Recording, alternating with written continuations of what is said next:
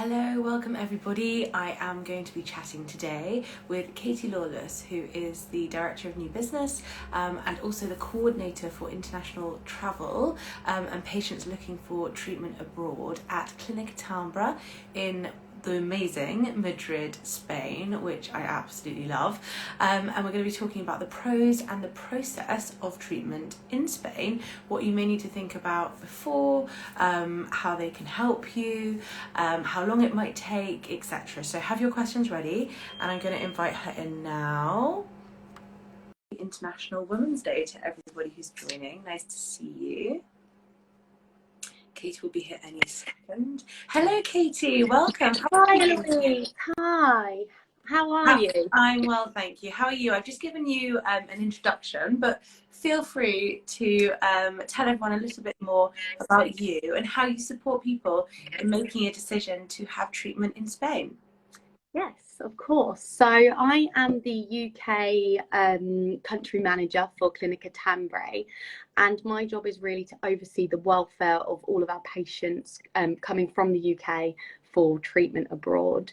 Clinica Tambre is an international clinic that has been carefully positioned to offer tailor-made fertility solutions to any patients who are suffering with complex cases of infertility. Mm-hmm. And Spain is the #1 sort of hotspot for treatment in Europe, isn't that right?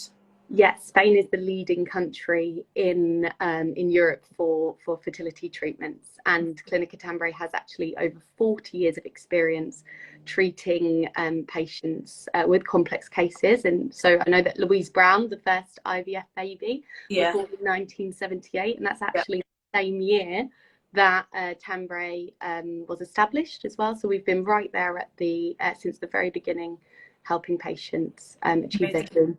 Amazing. So we'll talk a little bit more about that, because I want to hear more about the specialist who I've obviously known and had the pleasure of kind of working with, I guess, for the last couple of years, and talking about all sorts of complex and interesting topics to educate everyone who wants to know more about their fertility. But in terms of the pros and the process of treatment in Spain, first of all, can I just ask you about treatment in Spain? How does it work if you're living, say, for example, in the UK? So if you are living in the UK, the first step would normally be to fly out to Spain for a first visit. This is where we would be able to perform all of the advanced testing that Spain is really well known for. So we would be able to perform all of the necessary tests. And then what would happen is the doctor would then personalise a treatment plan according to the needs of the patient. The patient would then, that would only be a one-day trip to Spain, and then the patient would fly back to their home country. So let's say in this instance it's the UK, and then they would start their treatment in the UK. They would be in constant contact with the follow-up team, and this would be via phone and email. So they'd have really great support from us, and they would be guided throughout the whole process. And then they would then fly out again for a second visit, which would be for their fertilization and embryo transfer. Now, depending on the treatment that they're going for, this could be anything between 1 to 9 days. Okay. And today happens to be International Women's Day, which I feel is very fitting considering all the specialists are female. Is that right? Yes, we are. And so when people start that initial consult, how do they pick which specialist to see for their treatment at Tombrow? That's a really good question. All of our doctors are actually our doctors have extremely extensive experience in the field of assisted reproduction. So it would actually be depending on the availability of the doctor. They all work very closely together. We're a really close-knit team. We only actually have 4 doctors that work very, very closely together, treating all of the patients. So it would obviously depend on the availability of that doctor. But like I said, we work very closely together, and we often have we call them in Spanish reunions. We have meetings regularly where we would look at the patient's cases and talk about the progress of each individual patient. Okay. Very personalised. Which is just what you want, because honestly, having that rapport with someone who's going to be giving you personalised care for such a highly emotive treatment process for something like fertility, I know firsthand is key. So you mentioned the length of time people may need to spend abroad. Yeah. What happens in terms of what people might need to prepare in their home country, and then how you can assist them with that process, like ordering medications, pre-testing, or everything that they need to do so it's not stressful before they then fly out for treatment? How does that work? Yeah, so when the patient comes to the clinic for their first consultation, we would make sure that we pick them up from the airport, and we would either take them to the clinic or to their hotel. We'd help them organise their hotel as well, and we work very closely with a number of great hotels in Madrid. In regards to medication, we also collaborate with a number of online pharmacies, which actually just send the medication straight to the patient's door. That's amazing. Yeah, they don't I have remember running around picking up medication from all sorts of places, like wondering if I bought too much, too little. Like, it was quite stressful. So to hear that's taken care of is really good. Yeah, it is, and I think that's one of the main things that we do so well, is we make this process so easy for our patients, and we just want them to feel extremely comfortable. And the pharmacists that we work with are brilliant in helping us do that as well. Mm-hmm. Yeah. And so someone arrives, they get picked up, which is always a nice thing, especially when you might be in a new country, if people haven't been to Spain before. And I know, because my husband has literally just been to Madrid, that it is a wonderful city, and there's so much you can do to make your trip interesting whilst you're going through treatment. So how long would people then be there for? What would happen once they arrive in Madrid?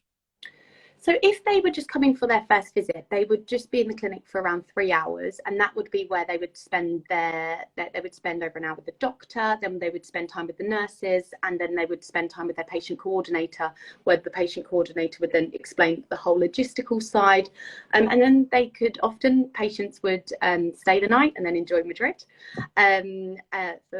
for a few days or for 2 days, and then they would go home. But then for the second time that they would come out, that would normally be for the fertilization. So if it was an egg donation patient, then we would obviously either use the sperm of their partner or donor sperm, and if it was IVF, then we would obviously have to do the egg retrieval. So then they would need to be there for a longer time, period of time.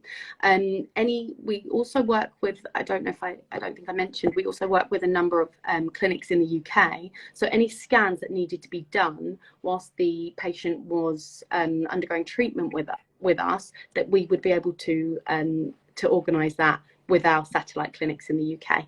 Okay, that's brilliant. And so would they then send the scans or the results or exactly, they'd send them directly to your clinic?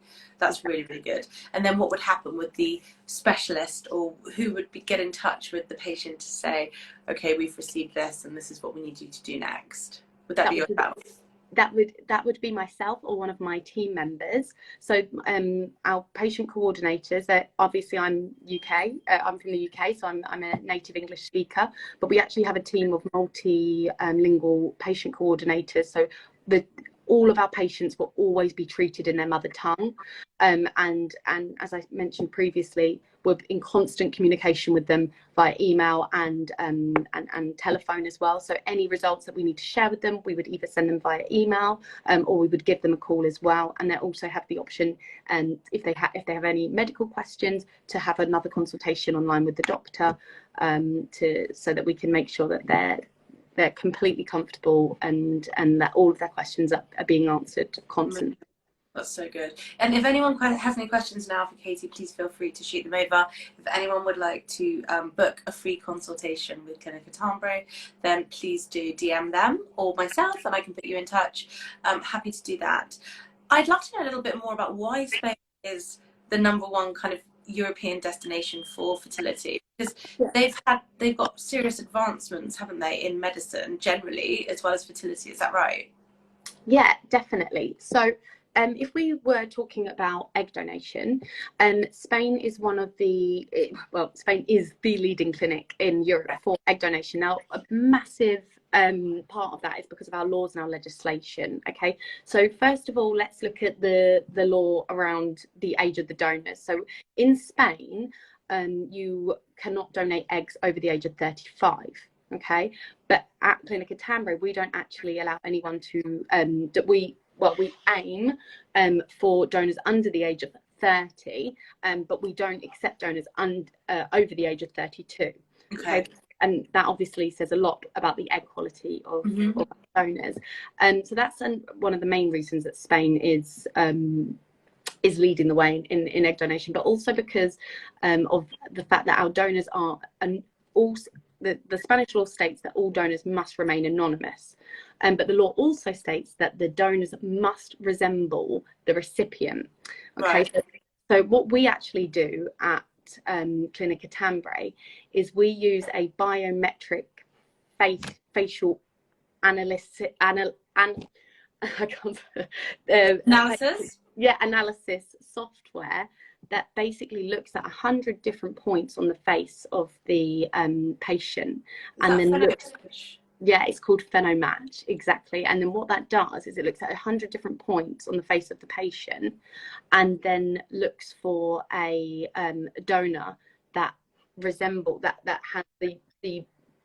resembles that patient to the maximum. Yeah, and we have.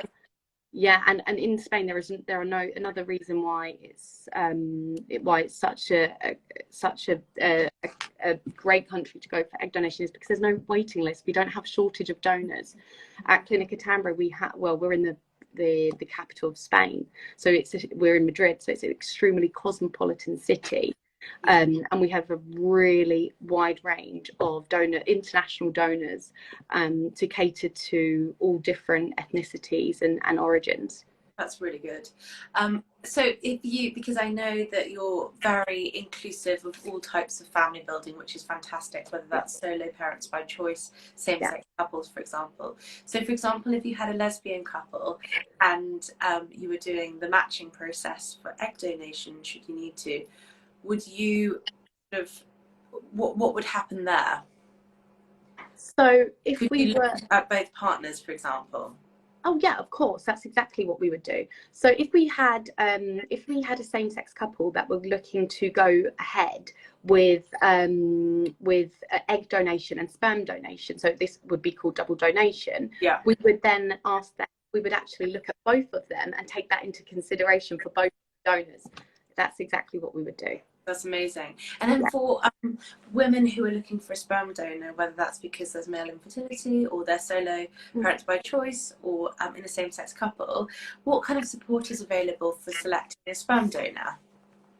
So the type of support it would be very similar to the process that we would undergo for the egg donor.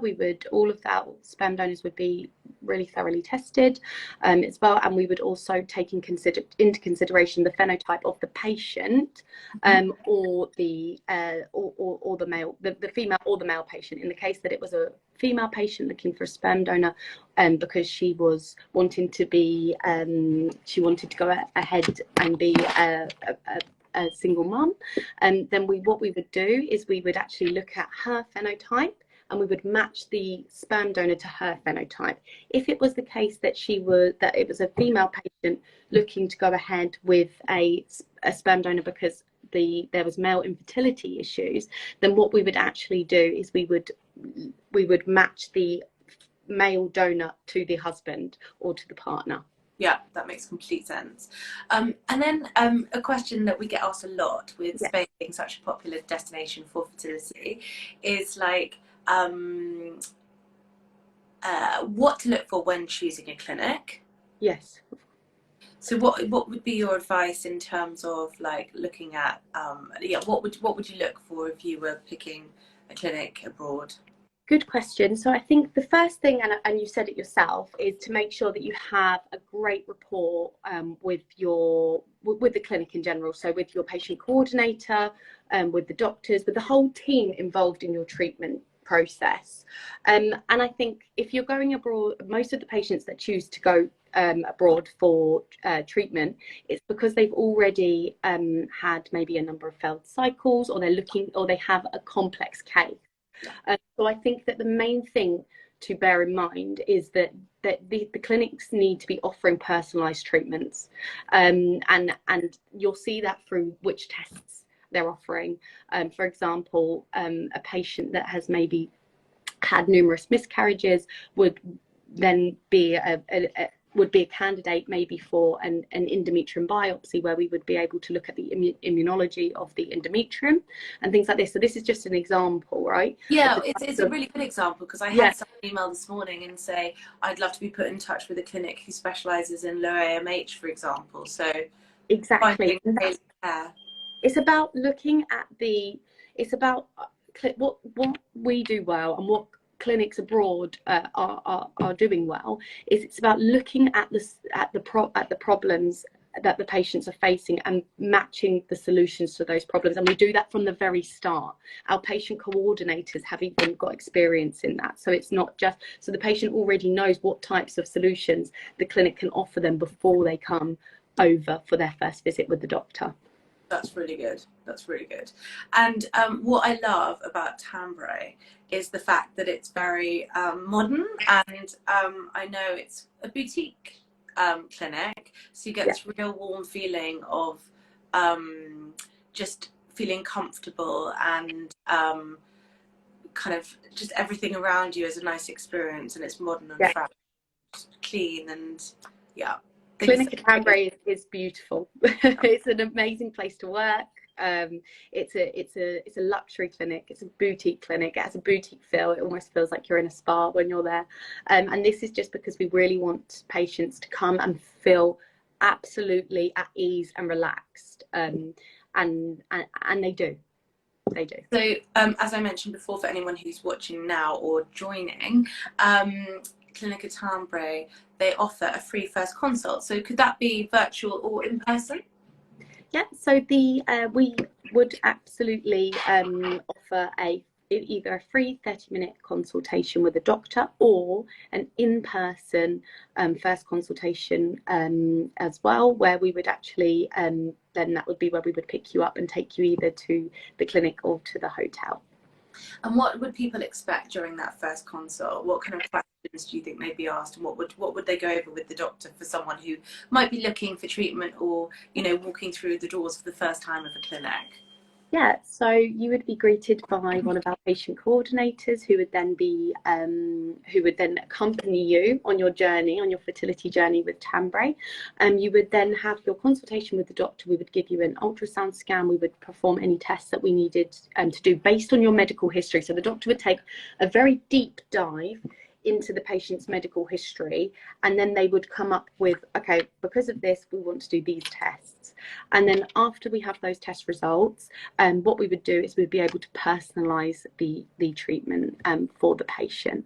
So the patient could expect to spend up to 3 hours in the clinic with the doctors, patient coordinators, and they would be actually asked the doctor all of the medical questions, and then the patient coordinator all of the logistical questions. And then after that, 2 weeks after their first visit, they have another consultation with the doctor, where then, because obviously there's a lot of information taken.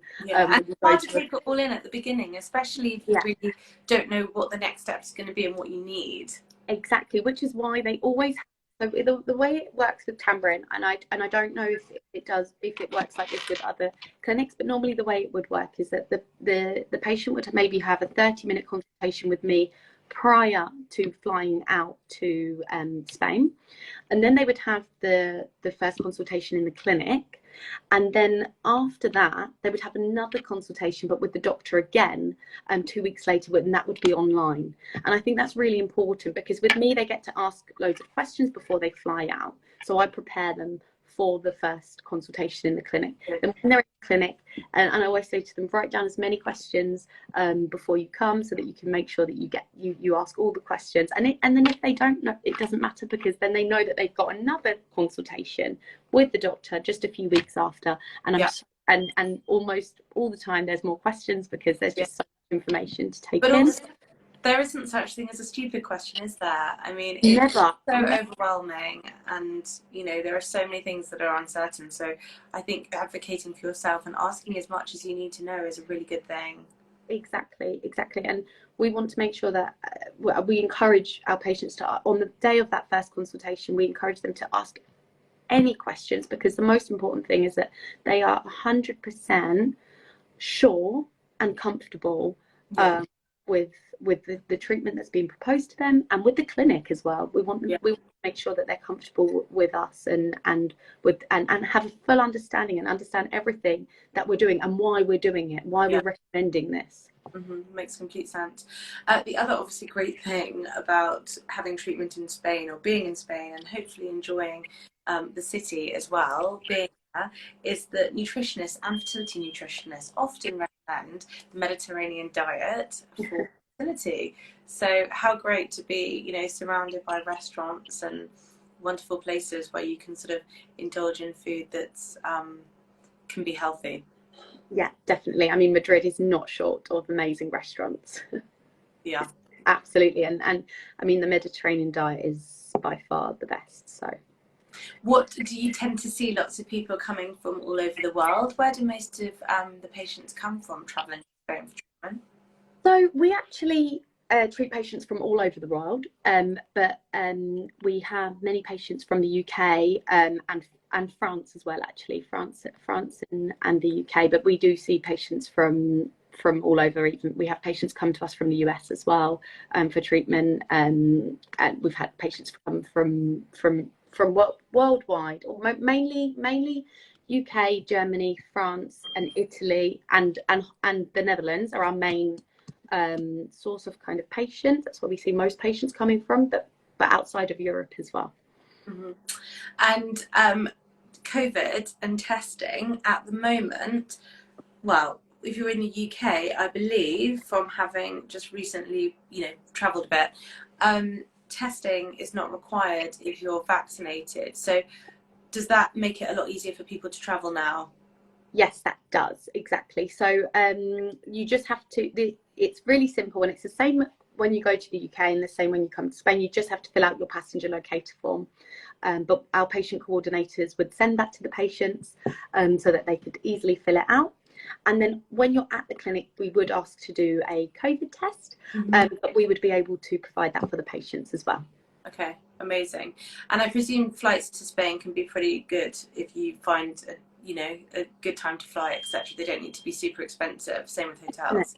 Definitely, and obviously because we work with some great hotels, we actually get some special rates as well. Oh, that's good. So are you able to help patients find a hotel that's nearby? Yeah, we will. We'll help them with the booking. Yeah, amazing. We'll help them with that whole booking process. We want it to. We can make some recommendations. Of course, they can choose their own hotel as well, but we will always be there to lend a hand and to make it just really simple and straightforward for them. One question, because this was my scenario, but for a couple coming over who are heterosexual, does the partner or the husband need to stay out there for the whole time treatment if they need to get to work, for example? No. So basically, it's a really good question, actually. So I'll give you two scenarios. Okay. So if it depends on the quality of the sperm. Okay. So for example, if the patient was to come to the clinic for a first visit, both patients would come to the clinic for a first visit, and we would perform an advanced spermiogram. So we would actually perform something called a DNA fragmentation test, which would actually look at the genetic functionalities of the sperm. Okay, now this isn't very common in the UK. This is something that's much more that's a lot more common in Spain. So we would perform a DNA fragmentation test where we'd look at the genetic functionalities of the sperm. If we got the all okay from that and we were happy with the results, we would actually say, do you know what, we can use this sperm for fertilization. Oh wow, okay. So we would freeze it.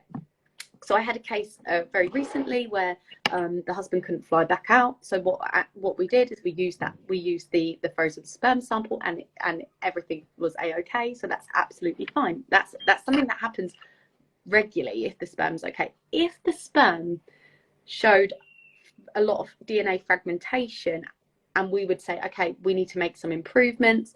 Maybe we would want to use something called chip fertile, which is actually a selection technique prior to ICSI where we can actually select the best quality sperm, so the sperm with the least fragmentation, prior to fertilization. And then we may say to them, okay, we would actually need you to come back for the fertilization. So that would all just depend, again, it's all personalized, so it would just depend on the quality of the sperm. But if the sperm is okay, then yes. We would.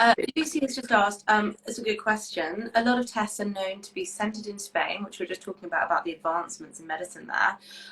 Should tests like ERA be repeated if the assessment was completed 2.5 years ago? So I believe that so you're talking about the endometrium biopsy, so the endometrium receptivity test. This can change. So the receptivity of the endometrium can change. Therefore, it would be down to the doctor whether they would want to retest. But for example, we've had women who have had where their receptivity window has changed after pregnancy, for example. Yeah, so, I've heard that actually. You've heard that, yeah, exactly. But I think that's a very good question, because that was something I wanted to know actually.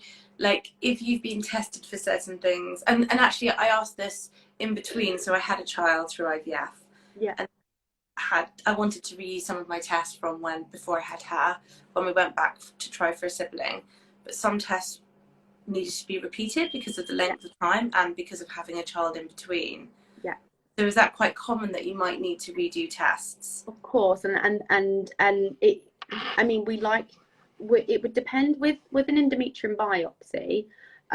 This would really depend what had happened. The doctor would probably want to look at what has happened but in the last 2.5 years, to decide whether they would think that was something that would need to be repeated.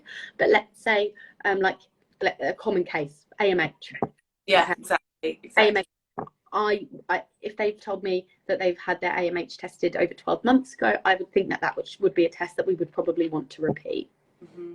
Yeah, that makes complete sense.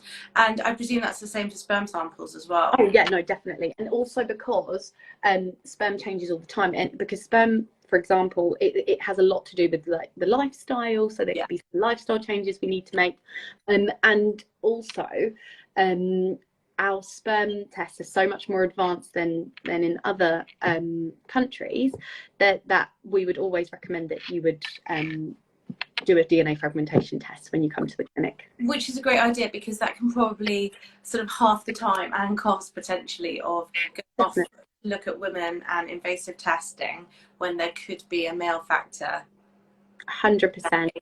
To find that out earlier rather than further down the line. And there's solutions to it, you know. So, for example, there's fertilization techniques, there's sperm selection techniques, there's different ways of retrieving the sperm. So, like, no one needs to panic that, oh, what if it is a sperm issue? There's ways around it. Mm-hmm. One last thing, if you've got time. Some people come to us and they are looking for a clinic because they may not have had best experience at their original clinic. So do you see people who might be changing clinics and coming to you sort of for advanced care, if you like? All the time. So the majority of the patients that come over Spain, it's because they have had many failed cycles. The majority of the patients that come to us have had implantation failures, genetic disease. They suffer with maybe genetic diseases. They need to have IVF with PGS or all these types of things. And a common complaint is that it maybe they've felt that in previous clinics it's been more like a conveyor belt system.